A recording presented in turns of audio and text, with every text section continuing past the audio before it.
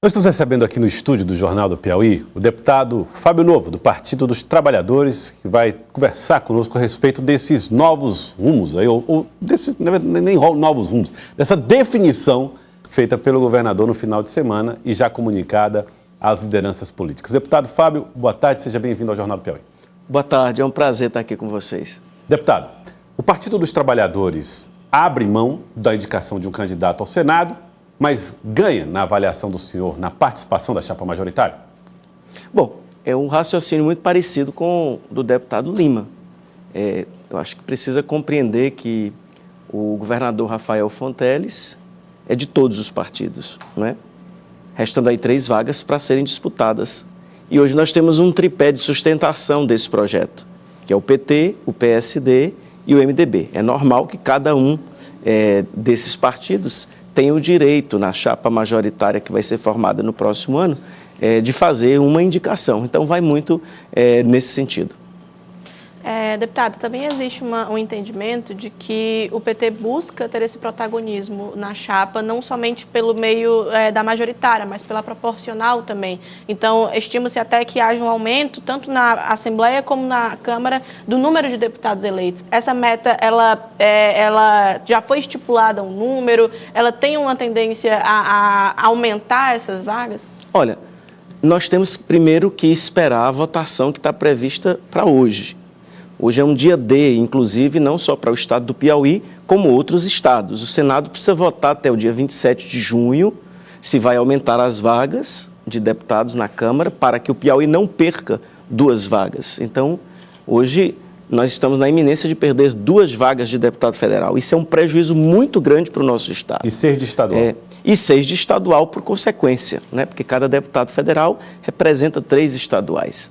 Então, nós não podemos trabalhar para ter a perda de representatividade, né? Eu, particularmente, compreendo que essa regra não vale. Por que nós vamos perder 2 deputados federais agora?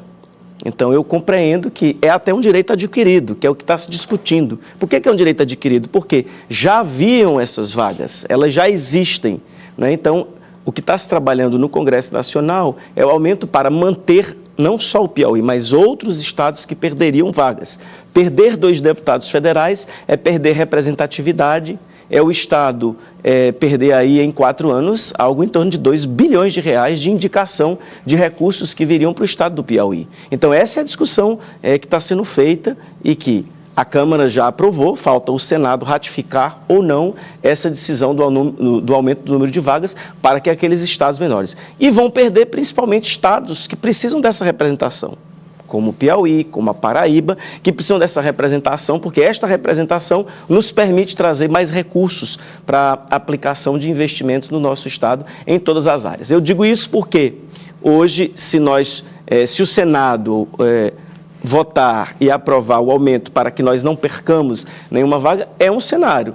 Mas aí, se perdermos, aí você vai para uma disputa muito mais acirrada, tanto da bancada federal como da bancada estadual.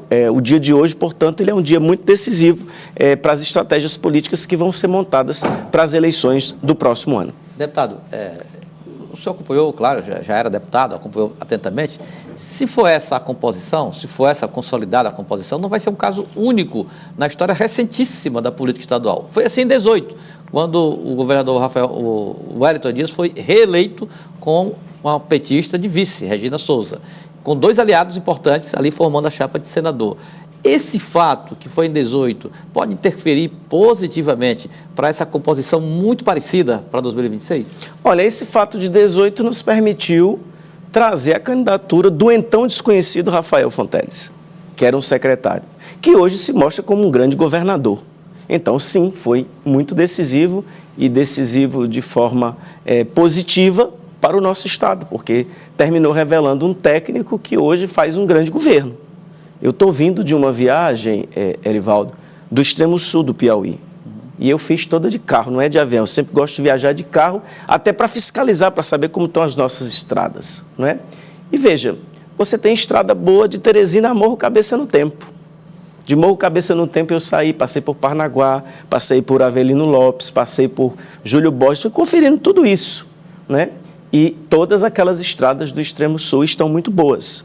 né? Nós conquistamos isso, né? Já tínhamos um patrimônio conquistado com o Wellington Dias, quando foi nosso governador, ficou conhecido por fazer muitas estradas, e o Rafael terminou completando isso, estradas que agora estão sinalizadas, que têm hoje uma situação muito boa. Se você passar hoje nos Cerrados, você vai ver que o sonho que nós desejávamos de termos concluído a Transcerrados, este ano ele fica pronto. Ele é um sonho que está se tornando realidade. Dos mais de 300 quilômetros que era a Transcerrados, só faltam 50 quilômetros para serem concluídos, estão em obras e deverão ser entregues agora no final desse ano. O Elivaldo citou o caso de 2018 como um exemplo, e naquela oportunidade se falava que a indicação era do próprio governador Wellington Dias, né, quem seria o candidato a vice. Nesse episódio também será? O Partido dos Trabalhadores vai indicar o candidato a vice de Rafael Fonteles ou caberá ao governador essa definição? Bom, toda indicação vem de partidos. Os partidos existem para quê? Para conquistar poder. A finalidade de todo partido é conquistar mandatos. Não tem outra finalidade que não seja isso. Então, qualquer indicação que venha através, obviamente, dos partidos. Agora, é normal que dentro dos partidos existam as tendências, tanto é que o meu partido é formado por tendências, são vários agrupamentos, mas que ao final converge para termos unidade. O que nos une no PT? Nos une termos uma candidatura de reeleição do governador Rafael Fonteles, de reeleição do presidente Lula, nos une trabalharmos para fazer uma grande bancada, como fizemos na eleição passada, dos 30 deputados estaduais, hoje 12 são do Partido dos Trabalhadores, dos 10 deputados federais, 4 são do Partido dos Trabalhadores. Então, aí você vai trabalhar com metas, que é a meta de todo partido, não é só do PT. Todo partido vai montar uma estratégia e montar uma chapa para conquistar mais cadeiras. É o que nós vamos fazer para a eleição do próximo ano. Então, a nossa meta é aumentar a nossa bancada federal, de 4 para 5. De 12 para 15 estaduais e, obviamente, também trabalhar pela reeleição. E se nos couber nessa discussão a indicação de vice, obviamente que o PT não vai se furtar de fazer essa indicação. E nessa indicação, deputado, existe um entendimento, inclusive pelo qual o senhor entra na disputa pela presidência do PT também, de entender qual é a bandeira que o PT vai defender, quais são os direcionamentos do novo PT, oxigenar o partido. Então, existem muitos assuntos em meio a isso. O senhor acredita que o vice do governador Rafael Fonteles, escolhido, ele vai representar mais o petismo raiz ou o petismo da camisa branca, o petismo novo que está sendo instalado aqui no Piauí? Eu acho que vai representar, independente da cor da camisa, o que é melhor para o nosso Estado. Eu estou muito convicto que o que nós desenvolvemos hoje no Piauí é o melhor projeto para o nosso Estado. Hoje pela manhã, Lívia, nós inauguramos 2 obras que são muito simbólicas do que a gente sempre defendeu no PT. O PT sempre defendeu orçamento participativo. Mas a melhor experiência de orçamento participativo do Brasil hoje, nós estamos vivendo no governo Rafael. É o que tem mais aprimorado, é o que usa inclusive a tecnologia de um WhatsApp para que uma associação de moradores possa votar e escolher o que quer para a sua comunidade. Pois bem, hoje nós somos a Vila Irmã Dulce, entregar a obra mais votada da versão 1 do OPA, que era o quê? O desejo da comunidade de ter uma biblioteca. Foram mais de 1.500 pessoas que votaram para escolher essa biblioteca. Mas do lado da biblioteca tem uma quadra, que é onde a comunidade faz as suas atividades esportivas. A comunidade também votou para que aquela quadra fosse reformada. Então, hoje foi entregue a quadra reformada e uma biblioteca para a comunidade. Tem coisa mais bonita do que isso? Isso está espalhado pelas 5 maiores cidades do Piauí. Teresina, Parnaíba, Picos, Floriano e Piripiri.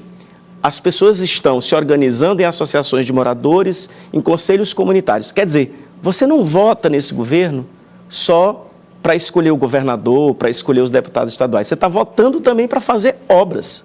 Então, é uma experiência pioneira que no ano passado levou 160 mil piauienses a votar para escolher o que quer na sua comunidade nas 5 maiores cidades do Piauí.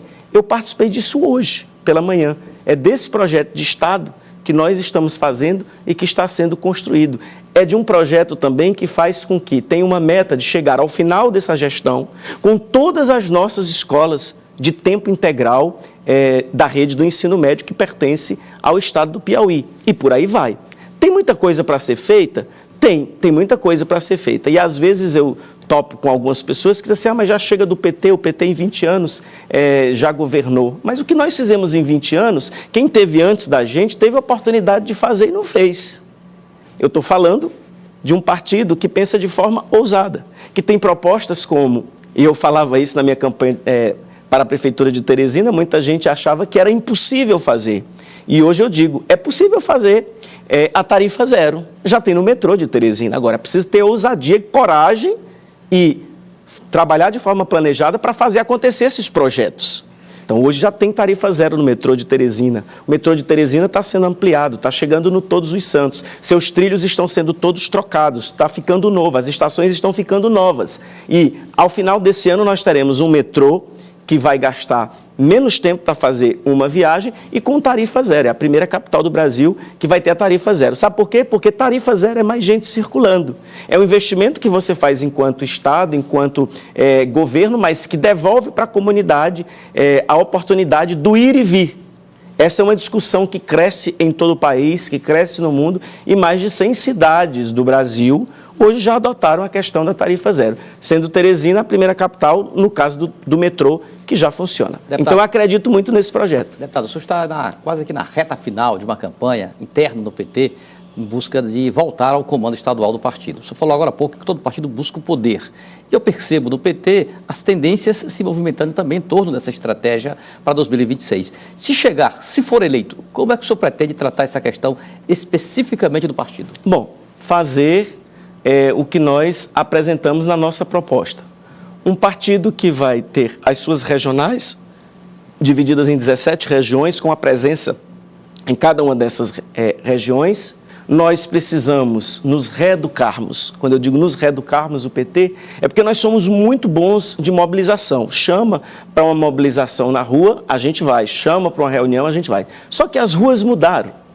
As ruas agora são as redes sociais. E nisso nós precisamos melhorar bastante.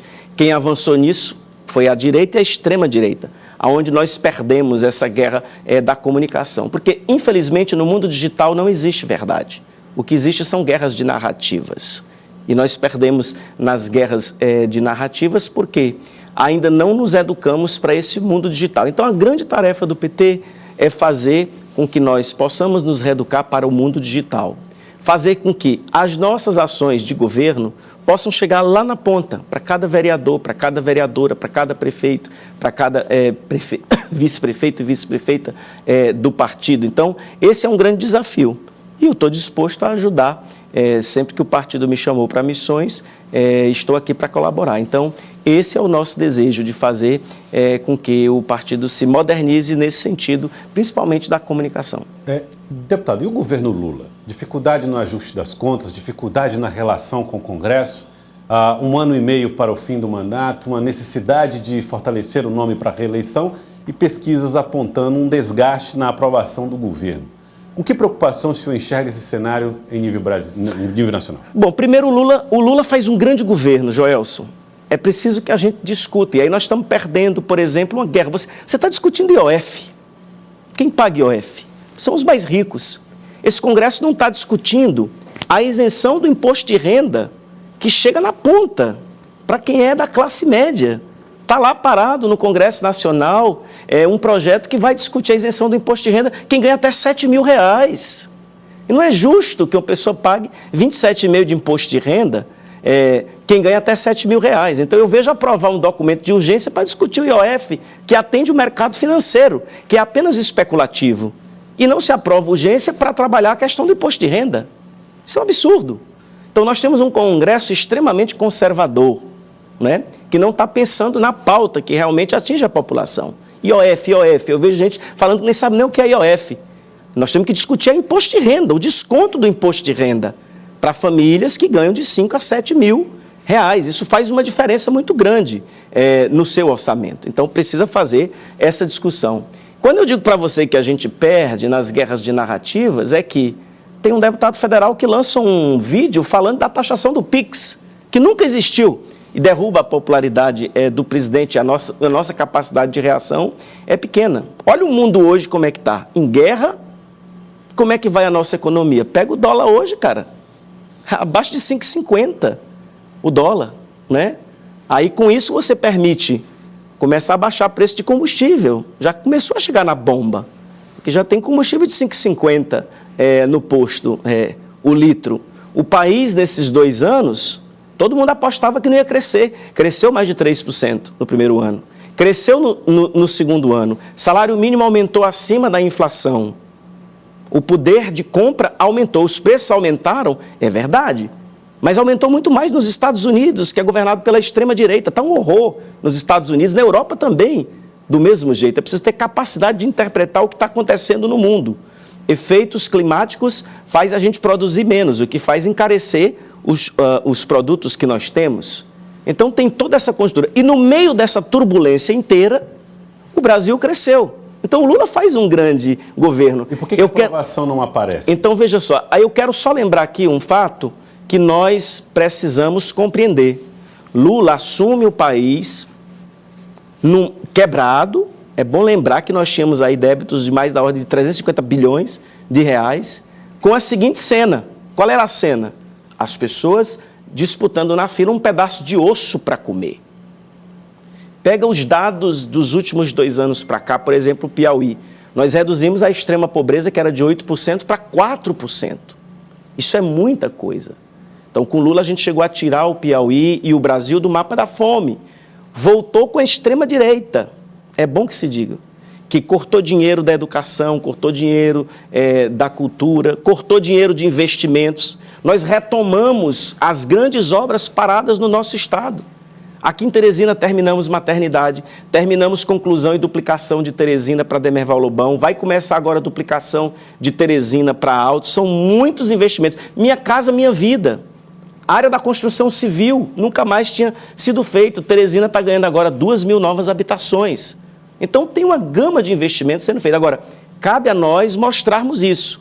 Mesmo com queda de popularidade, a pesquisa vai mostrar que quando você vai para o voto, você tem hoje uma situação de empate, no caso do Bolsonaro, mas em outras situações o Lula na frente. Então, eu aposto muito que na hora do vamos ver e a gente fazendo esse debate franco com a população, a gente vai vencer esse debate. Sabe por quê, Joelson? Porque eu estou convencido que é esse time aqui, que quando tem oportunidade, faz mais pelo Piauí. Consegue entregar mais pelo Piauí. É bom lembrar que o que nós vamos disputar no próximo ano com as pessoas são 2 times. É o time da democracia, é o time do Estado de Direito, é o time que faz mais obras, contra o time da anarquia, contra o time da baderna, contra o time que defende a volta da ditadura militar, a violência.